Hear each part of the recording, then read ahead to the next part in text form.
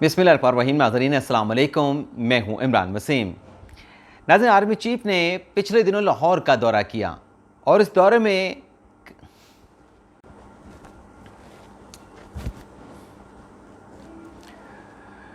बिस्मिल्लाहिर्रहमानिर्रहीम। नाज़रीन अस्सलाम वालेकुम, मैं हूं इमरान वसीम।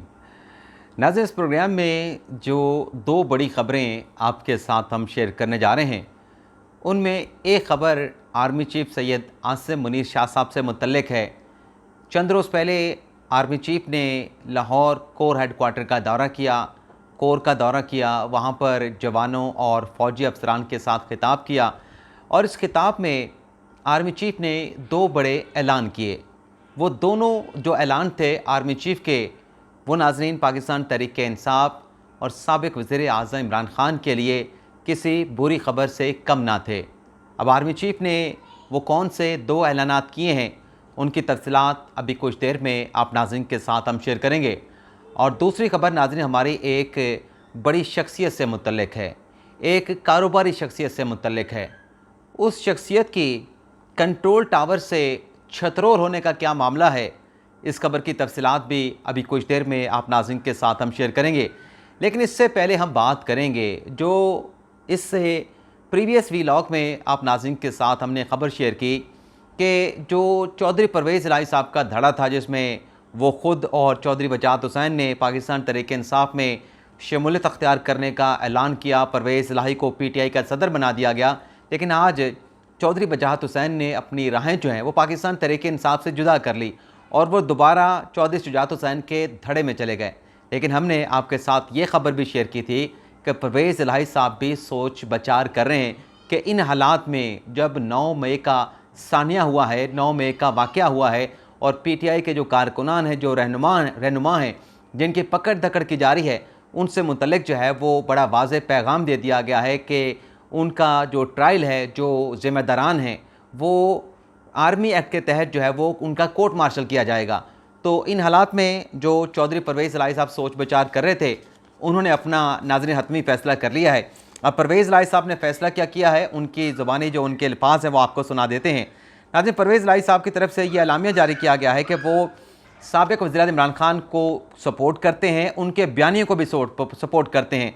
लेकिन साथ में परवेज़ इलाही साहब ने यह भी कह दिया है कि फ़ौज हमारा अपना इदारा है, किसी के इदारे को इंक्रोच नहीं करना चाहिए। यानी परवेज़ इलाही साहब ये कह रहे हैं कि जो कोर कमांडर के हाउस के ऊपर जो कुछ हुआ, जो JH के ऊपर जो कुछ हुआ, उसकी वो दूसरे अल्फाज में मज़म्मत कर रहे हैं कि आप किसी के इदारे के ऊपर इंक्रोच हमें नहीं करना चाहिए। और फिर परवेज़ इलाही अपने बयान में ये भी कहते हैं कि अपने हदूद में रह के हमें आगे बढ़ना है।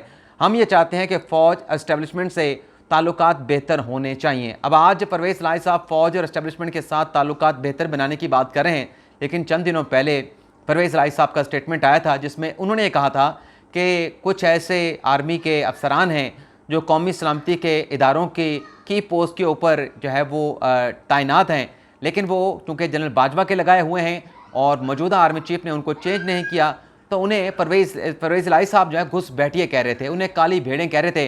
लेकिन आज 9 मई के वाक़ये के बाद परवेज़ इलाही साहब जो हैं वो फ़ौज के साथ, कंट्रोल टावर के साथ, एस्टेब्लिशमेंट के साथ बेहतर ताल्लुकात बनाने की जो है वो बातें कर रहे हैं।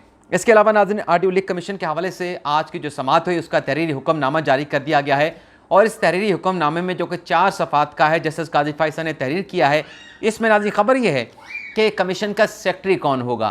तो तहरीरी हुक्मनामे में बता दिया गया है कि बलूचिस्तान हाई कोर्ट के डिप्टी रजिस्ट्रार हफीज़ुल्लाह जो गचक हैं, उन्हें कमीशन का सेक्रेटरी मुकर्रर किया गया है और हुकूमत की जानिब से एक एंड्रॉयड फ़ोन और एक जो मोबाइल फ़ोन सिम है वो कमीशन को फराहम कर दी गई है। उसका नंबर भी जो हुक्मनामा जारी किया गया है उसमें शामिल कर लिया गया है और एक ईमेल एड्रेस भी जो है वो एक ईमेल अकाउंट भी जो है वो कमीशन ने बना लिया है। यानी अभी किसी इन्फॉर्मर ने, किसी ने अगर कमीशन को इन ऑडियो लीक के हवाले से मालूमात देनी है तो एक तो उसका नाम जो है सीगा राज में नहीं रखा जाएगा, उसको अपने तमाम कवायद बताना होंगे, नाम बताना होगा, एड्रेस बताना होगा, राब्ता नंबर देना होगा और फिर अगर वो कोई मालूमात कमीशन के साथ शेयर करना चाहता है तो कमीशन के सेक्रेटरी के साथ शेयर कर सकता है। और नाज़रीन, ऑडियो लीक के हवाले से एक फेक न्यूज़ भी नेशनल मीडिया के ऊपर चल रही है। वो खबर नाज़रीन ये है कि अच्छा, एक और आपको ये बता दें कि ये जो खान साहब ने कमीशन को चैलेंज किया था, आईनी दरख्वास्त सुप्रीम कोर्ट ऑफ पाकिस्तान में दायर की थी, वो दरख्वास्त फिल वक्त जब हम ये वीलॉग रिकॉर्ड कर रहे हैं अभी तक उस दरख्वास्त को समाअत के लिए मुकर्रर नहीं किया गया। और कुछ ज़रा इस बात का इम्कान ज़ाहिर कर रहे थे कि हो सकता है कि कल के रोज़ ये दरख्वास्त समाअत के लिए मुकर्रर हो, लेकिन अभी तक की जो इन्फॉर्मेशन आई हैं ये दरख्वास्त समाअत के लिए इमरान खान की मुकर्रर नहीं की गई। अब एक और फेक न्यूज़ का जिक्र करें, अभी मुख्तलिफ चैनल्स के ऊपर मैं ये सुन रहा था कि जो जुडिशल कमीशन के, आर्डियोलिक कमीशन के जो सरबराहान थे, जो अरकान थे, उन्होंने जस्टिस काजी फायसा के साथ चैम्बर में मुलाकात की है। यानी एक खबर क्रिएट की गई, एक टेबल स्टोरी बनाई गई, लेकिन नाज़रीन हकीकत यह है कि जस्टिस काजी फायसा के चैम्बर में दोनों जज साहबान जो कि आर्डियोलिक कमीशन बनाया गया है, एक चीफ जस्टिस जो है बलूचिस्तान हाई कोर्ट से हैं, एक इस्लामाबाद हाई कोर्ट के चीफ जस्टिस हैं।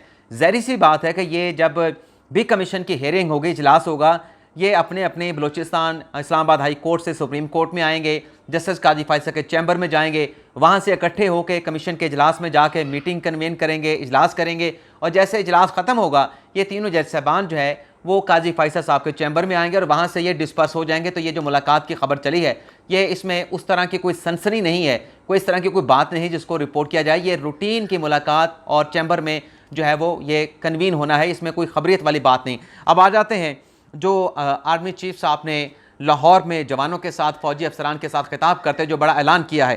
नाज़रीन, पिछले दिनों आर्मी चीफ ने लाहौर का दौरा किया और उस दौरे के हवाले से DG ISPR की जानिब से एक प्रेस रिलीज़ भी जारी की गई। सबसे पहले तो मैं जो प्रेस रिलीज़ थी वो प्रेस रिलीज़ आपको पढ़ के बताऊँगा, उसके मंदरजात आपको सुनाऊँगा और फिर मैं आपको बताऊँगा कि इस प्रेस रिलीज़ में जो खबर आपके साथ मैं शेयर करने जा रहा हूँ वो प्रेस रिलीज़ में नहीं थी, बल्कि ये इससे हट के एक मुख्तलिफ खबर है जिसमें दो बड़े ऐलानात आर्मी चीफ साहब ने किए हैं। पहले वो प्रेस रिलीज़ नाज़रीन सुन लें। आर्मी चीफ ने जिना हाउस और फौजी तनसीबात का दौरा किया जिसमें शरपसंदों ने हमला करके तोड़फोड़ की थी। कोर कमांडर लाहौर ने आर्मी चीफ सैयद आसिम मुनीर शाह का इस्तकबाल किया। पाक फ़ौज के शोबा ताल्लुकात आमा के मुताबिक दौरा के मौके पर आर्मी चीफ को 9 मई के सामने के हवाले से ब्रीफिंग दी गई। आर्मी चीफ ने कोर हेडक्वार्टर में अफसरों और जवानों के साथ खिताब भी किया और आर्मी चीफ सैयद आसिम मुनीर शाह ने कहा कि फ़ौज अपनी ताकत अवाम से हासिल करती है। 9 मई के वाक़यात में मुलव्वस मनसूबा साजों, हौसला अफजाई करने वालों के खिलाफ पाकिस्तान आर्मी एक्ट और ऑफिशियल सीक्रेट एक्ट के तहत जो है वो कार्रवाई शुरू हो चुकी है, कार्रवाई शुरू की जा चुकी है। तो ये उनका एक स्टेटमेंट सामने आया था और इसमें यह भी कहा गया था कि फ़ौज और अवाम में दरार की कोशिश नाकाबिले बर्दाश्त है और नाकाबिले माफ़ी है। एक नाज़रीन और भी खबर आई है, मैं ज़रा देख लूँ। अटेंशन हमें भेजा गया है और लग रहा है कि यह शायद ये मुकदमा जो है वो समाअत के लिए मुकर्रर होने जा रहा है। ज़राए की तरफ से अटेंशन का मैसेज आया। इमरान खान साहब की जो दरख्वास्त है आर्डियोलिक कमीशन के हवाले से, हो सकता है कि वो कल समाअत के लिए मुकर्रर हो जाए। अभी कुछ देर में अगर ये खबर आती है तो आपके साथ हम ज़रूर शेयर करेंगे, अभी शेयर करेंगे, लेकिन फ़िलहाल हमारे साथ रहें। अब आ जाते हैं कि आर्मी चीफ ने लाहौर गैरिजन में जवानों और फौजी अफसरान के साथ खिताब करते हुए क्या बड़े ऐलानात किए। अब उनके जो एलामिया था ISPR का वो मैंने आपको बता दिया। नाज़रीन, ज़रा ये बताते हैं कि इस खिताब में आर्मी चीफ ने तमाम जवानों और फौजी अफसरान के सामने ये कह दिया वाज़े तौर पे कि मुल्क में इलेक्शन जो है वो 1 तारीख को करवाया जाएगा। और ये पैगाम आर्मी चीफ सैयद आसिम मुनीर शाह ने कहा कि जो मुतलका क्वार्टर्स हैं, जो मुतलका अहदेदारान हैं, उनको पहुँचा दिया गया है।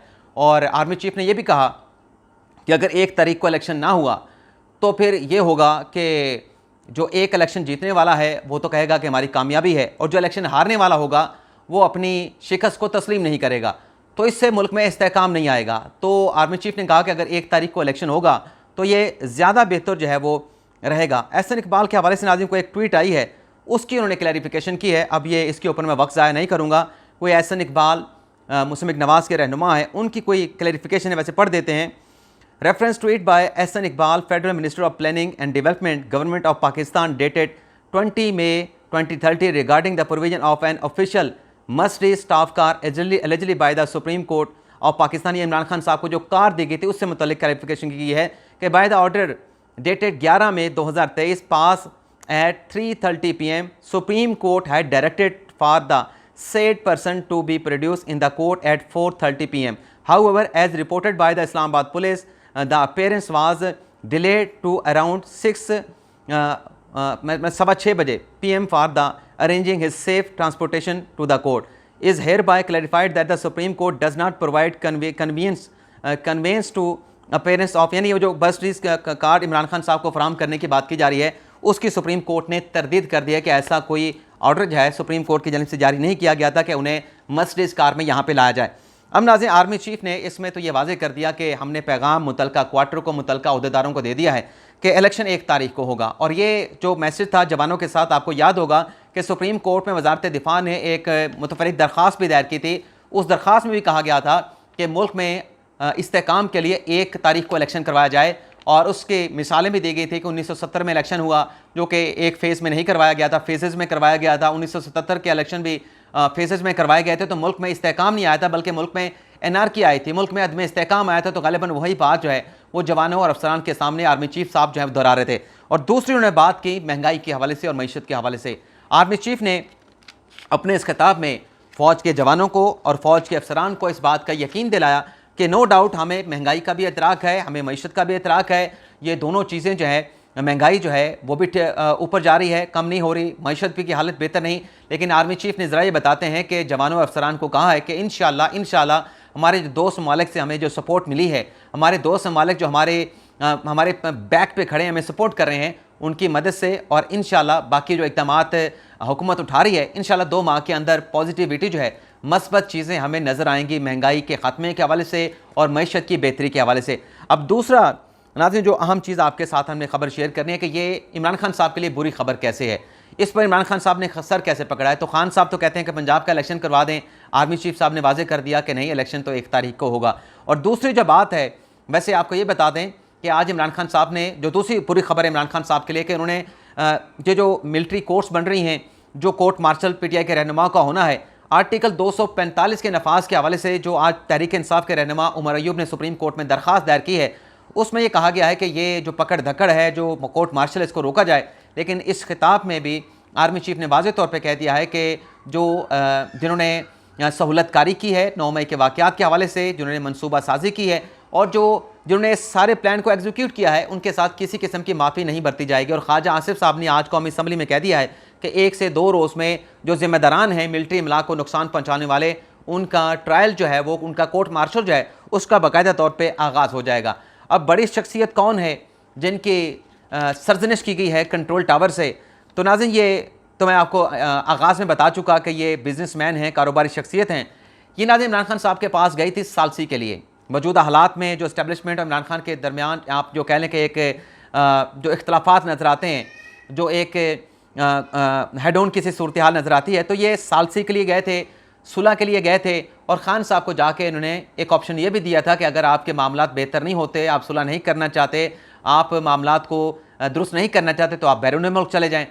तो ये जो शख्सियत है, ये जब पैगाम लेके गए सालसी के हवाले से, सुलह के हवाले से और इमरान खान साहब को बाहर भेजने के हवाले से, जब इदारों को पता चला, इदारे को पता चला, कंट्रोल टावर को पता चला, तो इन जनाब की, जिनका असर रसूख माजी में भी रहा है इदारों में, और क्योंकि बड़ी शख्सियत हैं, पैसे वाली शख्सियत हैं, और इनकी फिर ज़रा ये बताते हैं कि अच्छी खासी जो है वो सरजनिश की गई। और इनसे कहा गया कि आपको किसने मैंडेट दिया था कि आप कोई सुलह का पैगाम लेके जाएं, आप बैरून मुल्क जाने का ऑप्शन दें, आपको तो किसी ने मैंडेट नहीं दिया था। तो ये कौन था जो आपको भिजवा रहा था? तो उसके बाद वो जो कारोबारी शख्सियत थी, उनका बयान सामने आया, अकील करीम डेडी साहब का। मुबैना तौर पर उन्होंने कहा कि मैं किसी का पैगाम लेके आर्मी अपना इमरान खान साहब के पास नहीं गया था। तो ये खबर भी ज़राए से सामने आ रही है कि ये डेवलपमेंट हुई है, अकील करीम डेडी साहब की सरजनिश की गई है। इसके अलावा नाजरीन कौमी असम्बली ने करारदाद पास कर ली है कि जो सानिया 9 मई के जिम्मेदारान हैं, उनका जो ट्रायल है वो आर्मी एक्ट के तहत जो है वो कोर्ट मार्शल होगा और ऑफिशियल सीक्रेट एक्ट का भी इतला किया जाएगा। इजाज़त चाहते हैं, अल्लाह हाफिज़।